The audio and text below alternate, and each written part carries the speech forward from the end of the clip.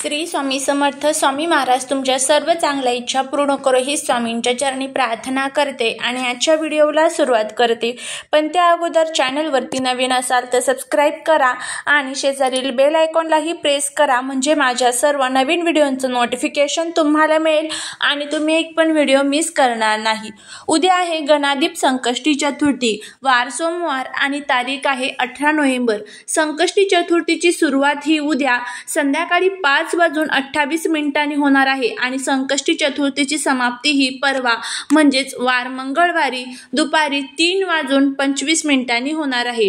तर उद्या जर तुम्हाला संकष्टी चतुर्थीचं व्रत घरामध्ये करायचं असेल तर तुम्ही करू शकता.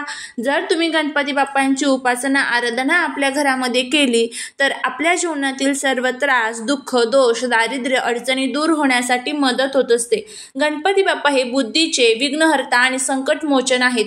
त्यामुळे त्यांची उपासना केल्यामुळे कितीही वाईट संकट आपल्या जीवनावरती असू द्या तर ते दूर होण्यासाठी मदत होईल. उद्या गणादीप संकष्टी चतुर्थीच्या दिवशी आपल्या मुलांसाठी काही उपाय करायचे आहे. आपल्या मुलींच्या जीवनातील जे काही संकट विघ्न आहेत तर ते दूर करण्यासाठी आपल्याला छोटे छोटे काही उपाय करायचे आहेत आणि त्याचबरोबर मुलांवरनं काही वस्तू आपल्याला उतरवून फेकून द्यायच्या आहेत. त्याबद्दलची संपूर्ण माहिती या आजच्या व्हिडिओमध्ये आपण घेणार आहोत. त्यामुळे जर तुम्हाला हा व्हिडिओ आवडला तर चॅनलला सबस्क्राईब करा, शेजारील बेल आयकॉनलाही प्रेस करा, म्हणजे माझ्या सर्व नवीन व्हिडिओंचं नोटिफिकेशन तुम्हाला मिळेल आणि तुम्ही एक पण व्हिडिओ मिस करणार नाही. आणि त्याचबरोबर कमेंटमध्ये ओम गम गणपते नमः लिहिला अजिबात विसरू नका. तर उद्या संकष्टी चतुर्थी आहे. उद्या आपल्याला आपल्या घरामध्ये गणपती बाप्पांची जी मूर्ती असते त्यावरती अभिषेक करायचा आहे, पाण्याने अभिषेक करायचा. त्यानंतर तुम्ही ही मूर्ती स्वच्छ पुसून जागेवरती ठेवायची आहे. गणपती बाप्पांची सकाळ संध्याकाळ आरती करायची, नैवेद्य अर्पण करायचं आहे आणि त्याचबरोबर गणपती बाप्पांच्या समोर बसून तुम्हाला गणपती अथर्व शीर्षमचं पठण करायचं आहे. अशा पद्धतीने उद्या तुम्हाला गणपती बाप्पांची प्रार्थना पूजा करायची आहे. कारण त्यांची पूजा केल्यानंतर जर आपण काही उपाय केले आपल्या घरासाठी तर त्याचं अजून चांगलं फळ हे आपल्याला मिळत असतं. तर आता मुलांसाठी आपल्याला एक दुर्वांचा उपाय करायचा आहे. दुर्वांचा उपाय कशा पद्धतीने करायचा त्याची माहिती आपण घेणार आहोत. सर्वात आधी यासाठी तुम्हाला दुर्वा लागणार आहेत. दुर्वांच्या 21 दुर्वांची एक जुडी तुम्हाला तयार करून घ्यायची आहे. दुर्वा ज्या असतात तर त्या गणपती बाप्पांना अतिशय प्रिय आहेत आणि ह्या दुर्वा ज्या वेळेस आपण गणपती बाप्पांना अर्पण करतो तर त्यावेळेस कितीही वाईट संकट, वाईट दुःख, दोष असेल तर ते आपल्यावरती असेल तर ते दूर होत असतात. तर आपल्या मुलांच्या जीवनातील जे काही प्रगती असेल, त्यांची अभ्यासातली प्रगती असेल, नोकरीतली प्रगती असेल किंवा मग इतर काही ज्या व्यापार व्यवसायातली प्रगती असेल तर ती व्हावी असं प्रत्येक आईला वाटत असतं. माझ्यापासून तुमच्यापर्यंत की माझ्या मुलं कुठेच मागे राहता कामा नये, की त्याचबरोबर त्यांच्यामधील जो हट्टीपणा आहे, चिडचिडपणा आहे तर तो कमी व्हावा. प्रत्येक ठिकाणी प्रत्येक स्पर्धा परीक्षा असेल तर त्या ठिकाणी त्यांना यश मिळावं यासाठी आपल्याला हा दुर्वाचा जो उपाय आहे तर तो करायचा आहे. आता हा उपाय कशा पद्धतीने करायचा तर ते आपण जाणून घेऊया.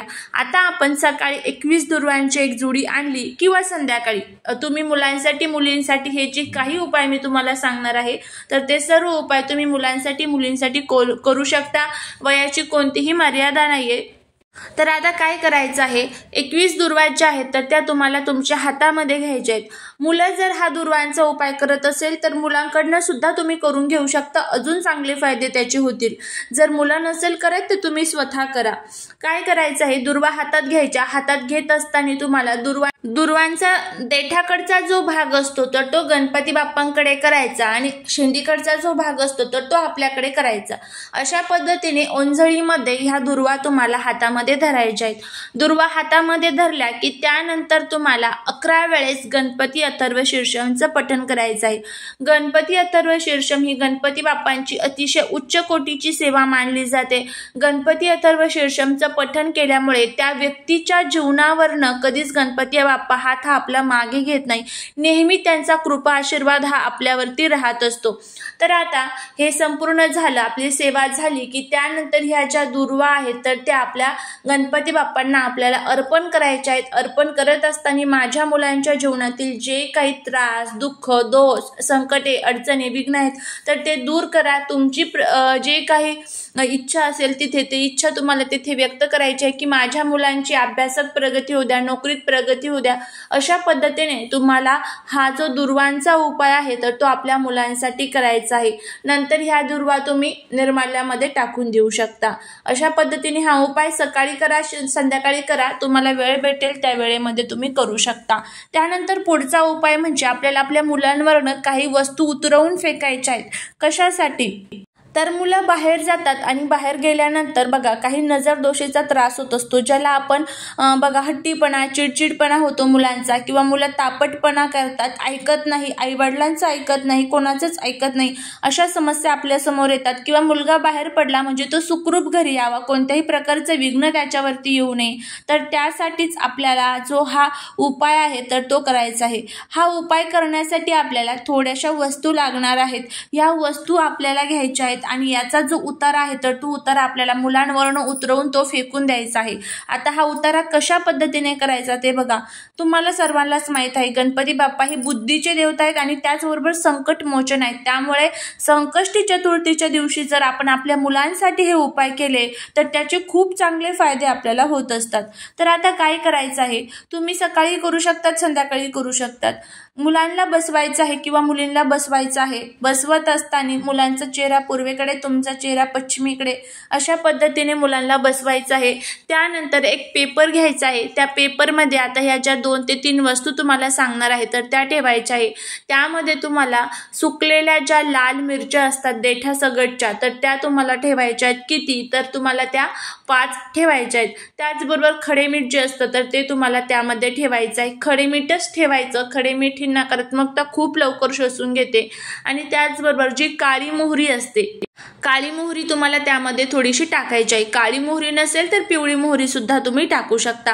आता हा उतारा आपला तयार झालेला आहे. उतारा तयार झाला की तुम्हाला काय करायचं आहे, मुलांच्या डोक्याकडनं पायाकडे हा उतारा 7 वेळेस ओवाळायचा आहे. गणपती बाप्पांचं मनातल्या मनात स्मरण करायचं आणि मनातल्या मनात म्हणायचं आहे की माझ्या मुलांना जी कोणाची नजर लागलेली असेल, घरातल्यांची, बाहेरच्यांची, कोणाची नजर लागलेली असेल तर ती दूर होऊ दे. त्याचबरोबर त्यांच्यावरती असणारे सर्व विघ्न दूर होऊ दे. अशा पद्धतीने आपल्याला प्रार्थना करायची आहे आणि ओम गम गणपते नमः म्हणत तुम्हाला हा उतारा मुलांवरनं ओवाळायचा आहे. 7 वेळेस ओवाळायचा. आणि त्यानंतर हे जे साहित्य आहे तर ते तुम्हाला निर्माल्यामध्ये टाकून द्यायचं आहे किंवा एखाद्या झाडाखाली जरी तुम्ही टाकलं तरीही चालेल, किंवा तुमच्या आजूबाजूला अशा ठिकाणी टाकायचं की जिथे कोणाचा हातपाय पडणार नाही. जर तुमच्याकडे जाळण्यासाठी काही पद्धत असेल, तुम्ही गावाकडे राहत असाल, चूल वगैरे असेल तर चुलीमध्ये तुम्ही हे जाळू शकता. शहरात राहत असाल तर निर्माल्यामध्ये टाकून द्या किंवा कचऱ्याच्या ठिकाणी टाकून दिलं तरीही चालेल. तर अशा पद्धतीने हा जो उपाय आहे तो करायचा आहे. हा उपाय करत असताना घरामध्ये सुतक पिरियड्सचे अजिबात नसावं याची काळजी आपल्याला घ्यायची आहे. तर अशा पद्धतीने हा उपाय करा, नक्कीच तुम्हाला त्याचे फायदा होतील. हे जे 2 उपाय आहे खूप प्रभावी उपाय आहे. पहिल्या उपायामुळे मुलांच्या बुद्धीत खूप मोठ्या प्रमाणात वाढ होईल आणि या दुसऱ्या उपायामुळे मुलांना जर काही दोष लागलेले असेल तर त्या दोषातून सुद्धा सुटका होईल. चालेली सेवा ही महाराजांच्या चरणी रुजू करते. व्हिडिओ जर आवडला तर लाईक, शेअर आणि सबस्क्राईब करायला विसरू नका. भेटूया पुढच्या नवीन व्हिडिओ सोबत. श्री स्वामी समर्थ.